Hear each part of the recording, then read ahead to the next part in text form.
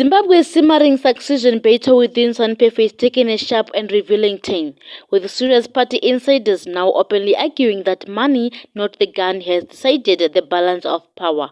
According to a senior ZANU-PF official close to President Emmerson Mnangagwa, the president has emerged politically stronger in 2025, successfully neutralizing Vice President Constantino Chiwenga's faction, leaving him, in the official's ways, holding a gun without a bullet.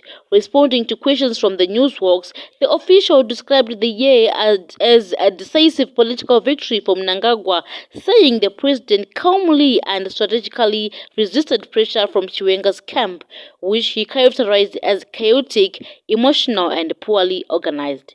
The official claims that while Chiwenga's allies, including outspoken war veteran led by Blessed Geza, relied on noise, entitlement, and threats, Mnangagwa fought quietly behind the scenes. He deployed party spokesperson Christopher Muchangwa and loyal ministers to confront the vice president's faction openly, while he maintained control at the center. A key difference, the official argues, was resources. Mnangagwa's faction, backed by wealth businessmen, entrepreneurs, and political allies thriving on patronage, is described as loaded with cash, while Chiwenga's group is said to be running unarmed.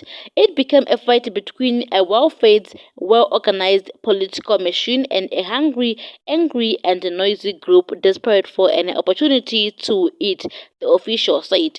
The source insists that the belief in military power is now outdated, arguing that Zimbabwe's political landscape has fundamentally changed since the 2017 November coup. With military restructuring, tighter control of the security sector, and increased funding, the official claimed that a coup is no longer a realistic option and that those still banking on the gun have already died inside politically.